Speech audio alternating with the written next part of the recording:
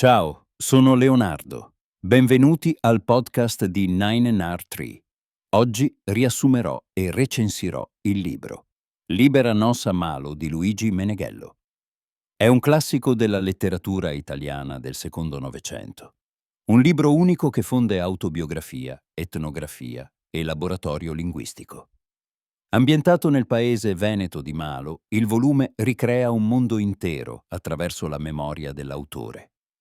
La casa, la scuola, le feste, le paure, le invenzioni infantili, il brusio della piazza, il lavoro nei campi e nelle botteghe.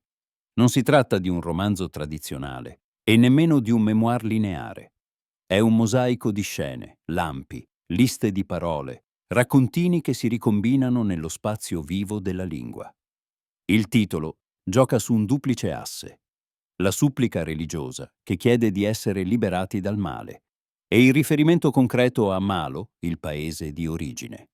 In questo gioco di doppi e di sovrapposizioni si situa l'intera poetica del libro, che mette in relazione il corpo della lingua e il corpo del mondo. Meneghello, poi a lungo docente in Inghilterra, guarda indietro alla propria formazione con ironia, rigore e amore, ma anche con la lucidità di chi sa mettere distanza senza cancellare l'affetto. Il dialetto veneto, mescolato con l'italiano, diventa strumento di indagine della realtà e della memoria, restituendo la grana fine del vivere quotidiano meglio di qualsiasi discorso astratto. Il lettore entra così in un laboratorio dove parole e cose si illuminano a vicenda e dove la storia grande, con il fascismo e la guerra che incombono, filtra dentro i gesti minimi. Libera Nossa Malo è un libro per chi ama i testi capaci di inventare la propria forma, per chi cerca un contatto diretto con la materia viva della vita e per chi desidera capire come il linguaggio plasmi identità, comunità e destino. JT darò i punti chiave di questo libro. Primo, la lingua come protagonista. Italiano, dialetto e invenzione. Nel cuore di Libera Nossa Malo vive la lingua, non come semplice strumento, ma come protagonista che preme, crea, ordina e scompiglia il mondo. Meneghello orchestra un impasto originale tra italiano e dialetto veneto, senza trasformare il dialetto in semplice colore locale. Anzi, esso diventa un dispositivo di pensiero. Modula l'esperienza, delimita il senso, apre alternative espressive che l'italiano standard talvolta non riesce a offrire. Il lettore sente il passo delle parole come ritmo della memoria, vede come un suono trascini con sé oggetti, gesti e emozioni. L'autore lavora sulla prestazione concreta delle parole, sul loro peso e sulla loro capacità di legare insieme persone e cose. La lingua dialettale agisce come archivio di cultura e come cassetta degli attrezzi. Conserva detti, modi di dire, saperi, ma allo stesso tempo spinge verso la sperimentazione, perché ogni passaggio dal dialetto all'italiano implica scelte, slittamenti, invenzioni. Questo processo genera una prosa elastica, capace di passare dal comico al tragico, dalla notazione minuta alla riflessione generale. Il testo accoglie liste lessicali, microglossari, con cui l'autore fissa il profilo sonoro e concettuale di un mondo. La traduzione interna tra i due codici, italiano e veneto, non è mai neutrale. Introduce attriti, risonanze, giochi semantici, che diventano la vera materia narrativa. La lingua non semplicemente descrive, essa produce la realtà del libro, perché la memoria non ritorna mai in forma pura, ma si forma nel racconto. È l'attenzione al timbro, alle pieghe sintattiche, alla stratificazione del registro, rende il testo una scuola di lettura e di scrittura. Il lettore impara che le parole non sono trasparenti, che ogni scelta formale implica un punto di vista. Allo stesso tempo, questa consapevolezza non si chiude in una postura accademica. La lingua rimane sensuale, concreta, aderente alla vita. Il risultato è un equilibrio raro tra rigore e vitalità, in cui anche il dettaglio linguistico più minuto diventa porta di accesso a una verità più ampia sulla formazione, sull'identità e sul legame tra individui e comunità. In questa prospettiva, la lingua di Meneghello mostra come il racconto di un piccolo paese possa diventare, attraverso la precisione del dire, un gesto universale. Secondo, infanzia e formazione. La scuola del paese e la scuola della vita. La trama profonda del libro è la formazione di un bambino in un paese del Veneto tra anni 20 e 30, ricostruita attraverso scene nitide e frammenti vivissimi.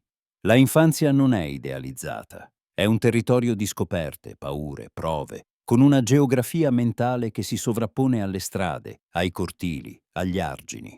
La scuola del paese, con maestri, quaderni, rituali, punizioni e meraviglie, convive con la scuola parallela della vita quotidiana, in casa, in chiesa, in bottega, nei campi. Ogni pratica insegna qualcosa, non soltanto a livello nozionistico, ma come disciplina del corpo e della mente. Il bambino impara il valore della osservazione, la astuzia nel cavarsela, il peso delle parole giuste e di quelle sbagliate.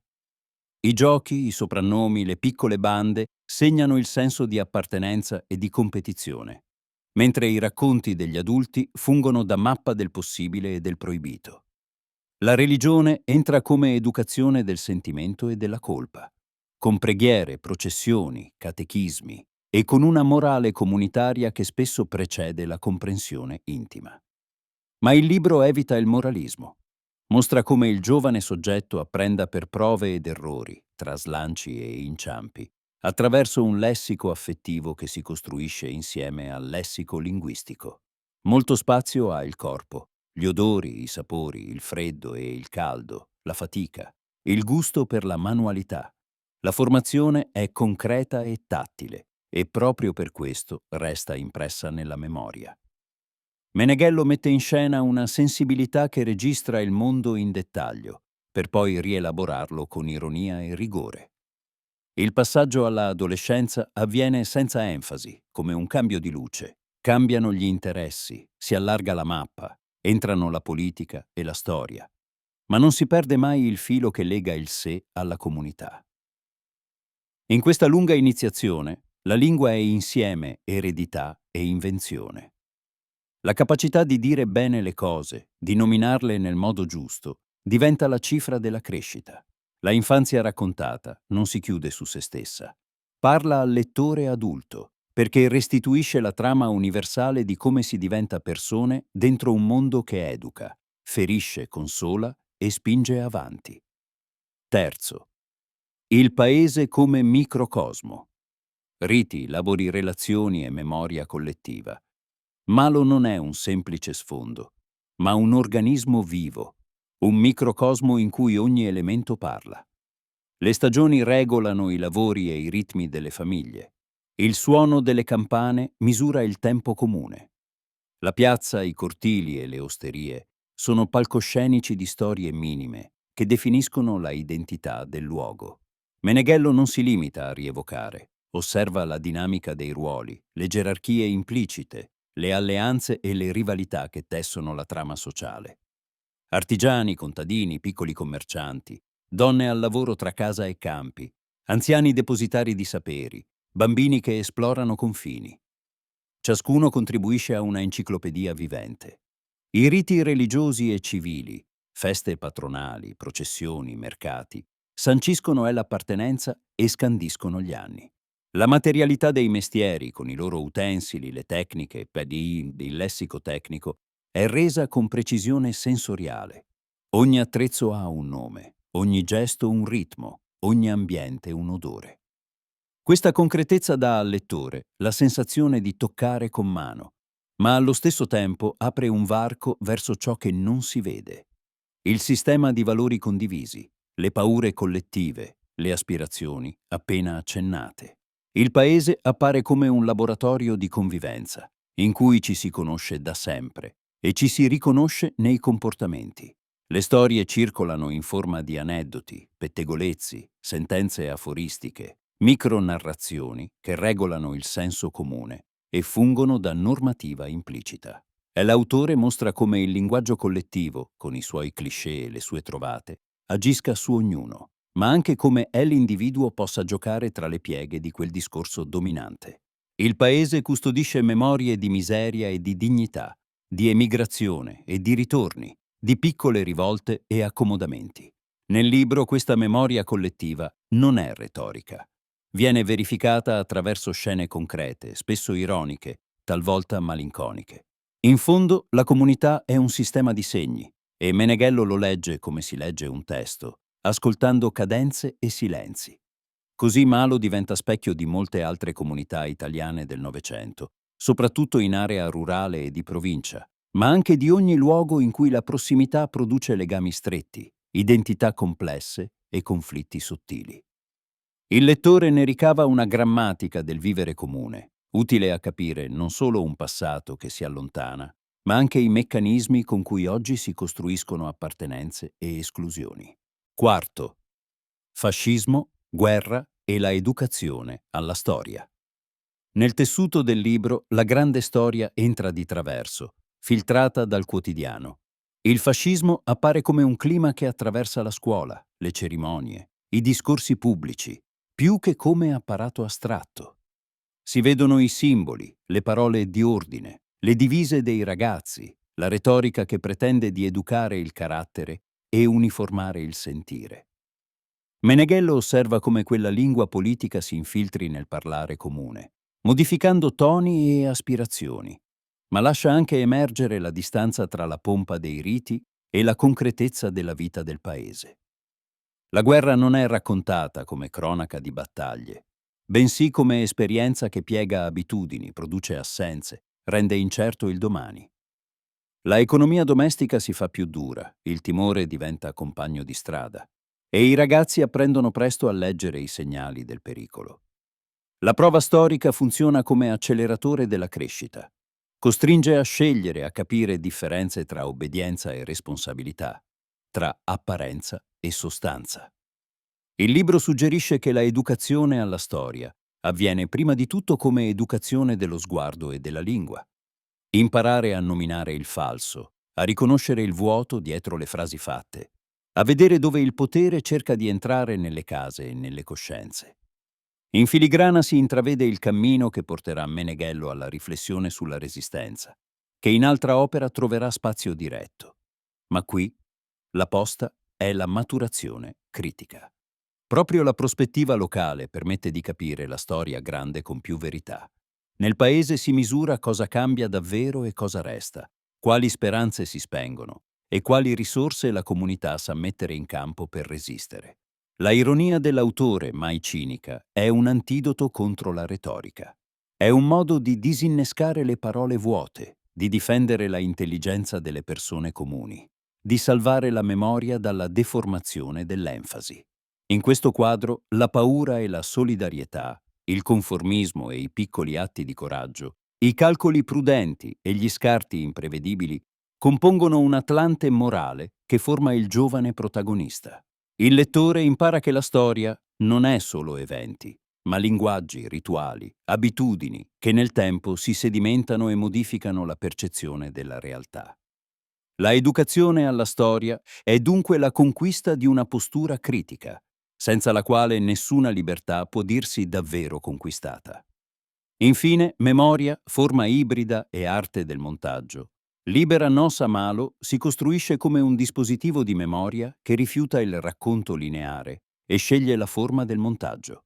Scene autonome, liste lessicali, ritratti rapidi, riflessioni, notazioni comiche e malinconiche si alternano seguendo una logica affettiva e cognitiva più che cronologica. Questa struttura ibrida non è capriccio formale. Rispecchia la natura della memoria, che torna per lampi, per associazioni, per salti. Meneghello orchestra i materiali con grande precisione, ottenendo una partitura in cui ogni pezzo risuona con gli altri. Il lettore impara a fidarsi di questo ritmo. Invece di chiedere una trama in senso stretto, accetta la sfida di una esplorazione che avanza per scoperte laterali. La forma saggistico-narrativa permette di inserire squarci di analisi sul linguaggio, sulla educazione, sulla vita collettiva, senza che il racconto perda carne. Anzi, la riflessione intensifica l'esperienza, perché la lingua usata è sempre corporeità, non astrazione vuota. L'ironia è un ingrediente essenziale. Non deride, ma libera, apre distanza, preserva la intelligenza dalle prigioni della retorica. Insieme, un fondo di malinconia impedisce che il ritorno alla infanzia diventi cartolina. Si avverte la perdita, il passare del tempo, la trasformazione dei luoghi e delle persone. La scelta di una forma aperta consente anche di valorizzare gli elenchi e i nomi, che diventano strumenti di cura della memoria. Nominare è salvare. Si conservano specificità che altrimenti scivolerebbero nell'indistinto. La precisione dei dettagli, dei tempi verbali, delle figure ricorrenti, produce una rete che tiene insieme la materia del libro. Dal punto di vista del lettore, questa architettura offre più livelli di accesso. Si può godere della superficie comica e inventiva, o seguire i fili concettuali che attraversano le pagine. Per chi scrive, il testo è una scuola sul come. Per chi studia, è un caso esemplare di ibridazione dei generi. Per chi ama le storie, è una promessa di vita viva. In ultima analisi, la forma ibrida è coerente con il progetto etico ed estetico di Meneghello. Dire il vero attraverso la precisione e la libertà, sostenere il ricordo senza irrigidirlo, restituire dignità a una comunità e a una lingua non egemoni, mostrando come nel particolare si giochi sempre l'universale. In conclusione, Libera Nossa Malo è un libro che continua a parlare a lettori di generazioni diverse perché unisce esperienza concreta, invenzione formale e lucidità critica. Dovrebbero leggerlo chi ama la letteratura che non teme di reinventare la propria forma, studenti e studiose di italianistica e scienze umane, insegnanti interessati a didattiche della lingua vive e non scolastiche, scrittori e aspiranti tali in cerca di una maestra di precisione, traduttori che vogliono misurarsi con le sfumature tra codici linguistici e chiunque senta la nostalgia o la curiosità per la vita di paese come laboratorio di umanità. Il libro offre benefici molto concreti, mostra come le parole formino la percezione e la memoria e insegna a difendersi dalle lingue vuote che spesso occupano lo spazio pubblico. Allenando lo sguardo a cogliere dettagli e ritmi, educa a una attenzione che migliora anche la vita quotidiana, dal modo in cui ascoltiamo gli altri al modo in cui raccontiamo noi stessi.